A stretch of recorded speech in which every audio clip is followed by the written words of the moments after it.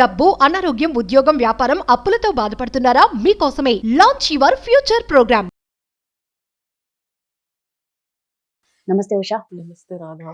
దేనికైనా ఒక లిమిట్ ఉంటుంది. అందుకే మన హద్దులు దాటి అని ఆ హద్దు అనేది నిజంగా చెప్పాలంటే నా ఉద్దేశంలో ఆ హద్దు అనేది ఒక మనిషి ప్రాణాలు కూడా కాపాడుతుంది అని నా ఫీలింగ్. ఎందుకు అంటున్నానంటే ఇప్పుడు అది లవర్సే కానీ, భార్యాభర్తలే కానీ, ఫ్రెండ్స్ కానీ, బెస్టీస్, వాళ్ళిద్దరి మధ్య ఒక పర్సన్ వీళ్ళని నెగ్లెక్ట్ చేస్తున్నారు అంటే తెలిస్తే ప్రతిదానికో సింటమ్స్ అనేది ఉంటుంది. అది ముద్దిరిపోయేదాకా తెచ్చుకొని అందులో నుంచి బయటికి రాక వాళ్ళు నెగ్లెక్ట్ చేస్తున్నారని తర్వాత వదిలేశాక దాని బాధ వర్ణనాతీతం. అంటే ఒక పర్సన్ మనల్ని నెగ్లెక్ట్ చేస్తున్నారు అని ఫస్ట్ ఎలా మనం తెలుసుకోవచ్చు? చిన్న చిన్నవి ఉంటాయి. దానికి సొల్యూషన్ ఏంటి? ఆ కళ్ళ ఊరెళ్తే సినిమాలో సునీల్ ఎక్కడ ఎవరు లేరు అని అంత ఎడిక్షన్స్ చంపే వరకు వెళ్తున్నారు చూసావా? This is all because of that love. This is all because of that addiction. ఎదుటోళ్ళు మనం పట్టించుకోకపోయినా ఇప్పుడు ఒక అబ్బాయి ఒక అమ్మాయి, especially we are talking exclusively on personal relationships. అమ్మాయి ఇనిషియల్ గా ఒప్పుకోదు, పర్సూ చేస్తా ఉంటాడు, పడుతుంది, స్టార్టింగ్ లో ఇచ్చిపుచ్చుకోవడం అవుతుంది, తర్వాత ఈ అబ్బాయి అలవాటు అయిపోద్ది. That's a human psychology. ఈ అమ్మాయి ఇస్తా ఉంటది, ఇచ్చినప్పుడు 10 సార్లు ఇస్తే ఒకసారి వస్తాడు, 20 సార్లు ఇస్తే హాఫ్ టైం వస్తాడు, 40 సార్లు ఇస్తే పావు టైం వస్తాడు, 60 సార్లు ఇస్తే 10, ఇంకా 100 సార్లు ఇస్తే 0.5% వస్తాడు. ఇంక ఈ అమ్మాయి చచ్చిపోయే స్టేజ్ లో వదిలేయాలనుకుంటుంది. వదిలేసి వెళ్ళిపోయే టైంలో మళ్ళీ ఈ అబ్బాయి వస్తాడు. అలా ఎలా వదిలేసి వెళ్ళిపోతావు బంగారం? ఈ 100 టైమ్స్ నువ్వు అది చేసావు, ఇది చేసావు, ఇట్లా చేసావు, రా బంగారం అనగానే మళ్ళీ వెళ్తుంది. మోస్ట్లీ ఇది అమ్మాయిలు చేస్తారు అనుకుంటాం. అబ్బాయిలు కూడా ఉన్నారని తగు మోతాదులో అమ్మాయిలే ఇంత షెట్టు గోత్రు అవుతా ఉంటారు. ఇది డీవియేట్ అయి బయటికి రావాలి అని సైకాలజిస్టులు, నేను చాలా వీడియోలు చూసాను. Once this becomes a love addiction అని అమ్మాయిలు అనుకుంటారు. ఏదో మూమెంట్ లో ఇదేదో ఒక ప్రేమను చూపిస్తాడు, అది మళ్ళీ చూపిస్తాడేమో అని అమ్మాయి ఇస్తూ ఉంటది. ఆ ఎమోషన్ వీడు ఇవ్వడు, ఇస్తాడు అనే భ్రమ క్రియేట్ చేస్తాడు కానీ ఇవ్వడు. ఈ 100 సార్లు ఒకసారి ఇస్తాడు. So this is called addiction. And అలవాటు చేస్తారు ఇలాంటి అబ్బాయిలు, మనస్తత్వం ఉన్న అబ్బాయిలు. ఇది నువ్వు ఫస్ట్ లోనే గమనించాలి. ఫస్ట్ లో గమనించకపోతే ఏమవుతుందంటే నీకు ఈ అబ్బాయి అడిక్ట్ అవ్వడు, నువ్వు అబ్బాయికి అడిక్ట్ అయిపోతావు. మన జుట్టు తీసుకెళ్ళి ఇంకోటికి ఇచ్చావనుకో, వాడు తల కొరివి పెట్టినా అర్ధనగ్నంగా మనల్ని కాల్ చేసినా సరే మనకు అక్కడే ఉండాలనిపిస్తుంది. That is the power of addiction. So this is not love. అది అర్థం చేసుకోండి అమ్మాయిలు. ఇర్రెస్పెక్టివ్ ఆఫ్ నువ్వేం చేసినా వాడి దగ్గరికి రావట్లేదు, నువ్వు ప్రేమను అడుక్కుంటున్నావు, నాతో మాట్లాడు ప్లీజ్ ప్లీజ్, నన్ను కలవా ప్లీజ్, ఒక్కసారి చూడాలి, నిజంగా ప్లీజ్ ఫోన్ ఎత్తవా ప్లీజ్, నిన్ను చూసి వెళ్ళిపోతాను, నీకు ఒంట్లో బాగాలేదన్నావు కదా మెడిసిన్స్ తీసుకొచ్చాను, నాకు తలనొప్పి వచ్చిందని చెప్పాను, నేను రమ్మన్నానా అంటాడు అబ్బాయి. నీకోసం వెయిట్ చేస్తున్నాను, please please please please please. అది ఎడిక్షన్, ప్రేమ కాదు, ఇష్టం కాదు. నిజంగా అవును. అది కామం అవ్వచ్చు, కోరిక అవ్వచ్చు, ఆ అబ్బాయి నీకు ఇచ్చిన కొన్ని ఫీలింగ్స్ ని నువ్వు మళ్ళీ కావాలనుకోవచ్చు, ఫిజికల్ అట్రాక్షన్ అవ్వచ్చు, లస్ట్ అవ్వచ్చు. నీకేం కావాలనేది డిఫైన్ చేసుకోలేకపోవటం నీ దుర్గతి. అది ఆ అబ్బాయి నుంచి కాకుండా ఇంకెక్కడన్నా దొరుకుతుందేమో వెతుక్కో. అప్పుడు ఈ అబ్బాయి నీకు కరెక్టో కాదో నీకు తెలుస్తుంది. వెతుక్కున్న దగ్గర దొరికిందా ఫ్లిప్ అవు. ఇది చాలా నీచంగా అనిపించవచ్చు కానీ ఆ టైంకి రాదు. అంటే వాడిని అంతగా ప్రేమించినప్పుడు ఇంకొకరితో ఉండాలన్న ఆలోచన ఎందుకు వస్తుంది కదా? ఇక్కడ మిస్సింగ్ ఎవరు? ఇప్పుడు సొల్యూషన్ చెప్తా. ఈ మొత్తం ప్రాసెస్ లో కావాలనుకునేది ఎవరు? అమ్మాయి. ఎగ్జాంపుల్ నేను నాకేం కావాలి, నాకేమిస్తే తృప్తి పడతాను అని ఎరుక ఎవరికి రావాలి? నాకు.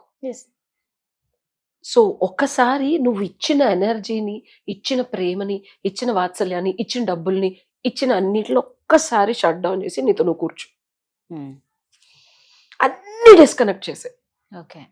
డిస్కనెక్ట్ చేసి నీకేం కావాలి, నువ్వేం కోరుకుంటున్నావు, ఎందుకు తాపత్రయపడుతున్నావు, దేనికోసం వెనకాల పడుతున్నావు. ఇది నేను పర్సనల్గా చేసింది చెప్తున్నా, రీసెంట్గా పర్సనల్గా చేసింది చెప్తున్నా. ఒక పర్సన్తో నాకు టైం ఇవ్వని, లేకపోతే నన్ను ఒక అమ్మాయిలాగా ప్రాపర్ గా గౌరవంగా రెస్పెక్ట్ఫుల్ గా ట్రీట్ చేయమని. ఒక రిలేషన్షిప్ లో ఉన్నప్పుడు బేసిక్ ఒక మనిషి ఇంకొక మనిషితో మాట్లాడటం అనేది మానవ సహజం. మాట్లాడితేనే ఒకరి గురించి ఒకరికి తెలుస్తుంది. ఒక అమ్మాయి పక్కన ఉండగా కూడా నువ్వు ఫోన్ చూసుకుంటూ ఇంకోలాగా బిహేవ్ చేస్తే అది ఎంతవరకు సబబు? నేను టైం ఇచ్చా, నాకు టైం కావాలి, నా పాస్ట్ రిలేషన్షిప్ అట్లా జరిగింది, ఇట్లా జరిగింది, అదైంది, ఇదైందంటే నేను వాళ్ళకి అంత ఇచ్చాను, నువ్వు వెళ్ళిపోతే నేను వెనక్కి కూడా పిలవను. అసలు లైక్ సీరియస్లీ నాకేమి ఇవ్వలేదు.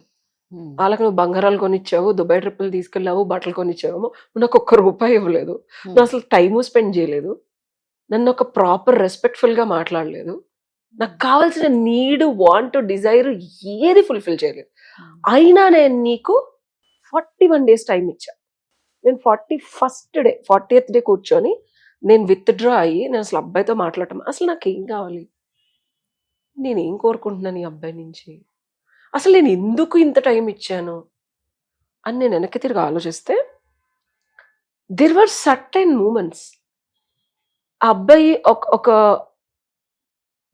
ఒక విలువైన ఒక కనెక్షన్ ఉండే ఒక మొమెంట్ ఒకలా చూసాడు, ఏమీ చేయలే, చూసి there was a small gesture of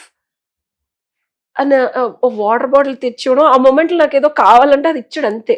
అది ఒక ఎమోషన్ లాగా ఇట్లా ఏదో బాణం గుచ్చుకున్నట్టు గుచ్చుకుంది. అట్లాంటి గుచ్చుకునే 9 ఇన్సిడెంట్స్ 4 ఉన్నాయి వెనక్కి తిరిగి చూసుకుంటే. ఓకే, అంతకు మించి ఫిజికల్ గా, ఎమోషనల్ గా, ఇంటెలెక్చువల్ గా, సైకలాజికల్ గా, మెంటల్ గా ఏం లేవు అక్కడ.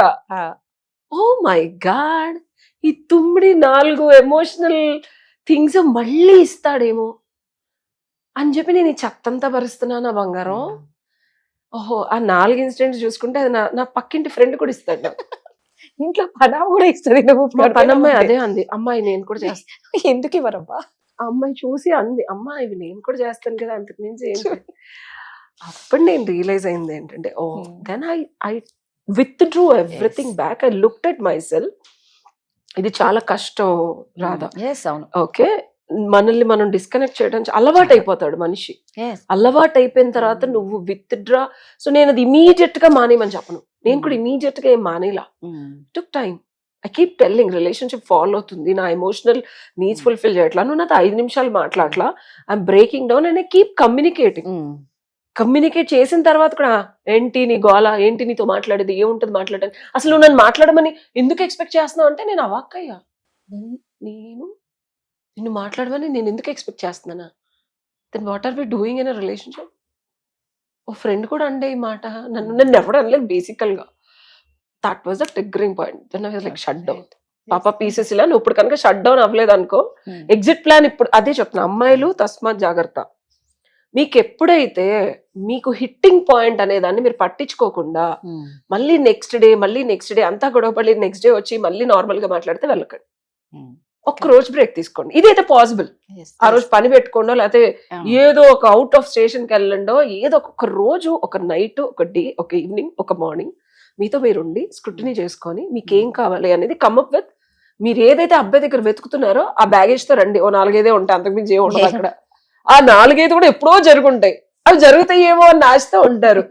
వాళ్ళకి చెప్పండి, ఏమన్నా ఇవ్వగలవా అంటే అలాగే ఇవ్వలేదు అని చెప్తాడు, ఎందుకంటే అదే చెప్పు. అప్పుడు నేను ఏం చేశానంటే, ఇది నా లిస్ట్. తీరా చూసుకుంటే అసలు మన పక్కన ఉన్న ఫ్రెండ్స్ ఇట్లా విరివిగా ఇస్తున్నారు. ఈ అబ్బాయి మనకు అవసరం లేదు, just basic friendship is more than enough అని అర్థమయ్యి నేను ఒకళ్ళు కాకుండా 4 ఫ్రెండ్స్ ఇచ్చేసి అగ్రిగేట్ చేసుకుని ఒకళ్ళు ఎమోషనల్ గా మాట్లాడాను. ఇంకా అసలు నాకు అబ్బాయి మీద చాలా చాలా వింతగా ఉంటది రాదా, బట్ ఇట్ వర్క్స్. ఎమోషనల్ గా మాట్లాడే ఒక ఫ్రెండ్ ఉన్నాడు, ఆడితే వెళ్ళి రోజంతా మాట్లాడే, ఏడ్చా కక్కి అంతా అయిపోయింది. వస్తే అసలు నువ్వేంది, నువ్వెళ్ళి దీనికోసం అడుక్కోవడం ఏంది అన్నాడు. ఆ రోజు రియలైజ్ అయ్యా, అవును కదా నువ్వు ఉన్నావు కదరా, నాకు ఎందుకు అసలు ఇదంతా అని చెప్పి నెక్స్ట్ డే మా అమ్మగారి దగ్గరికి వెళ్ళి ఇంటెలెక్చువల్ స్టిమ్యులేషన్ అంతా నాకు మా మదర్తోనే అవుతుంది. She my guide and Guru.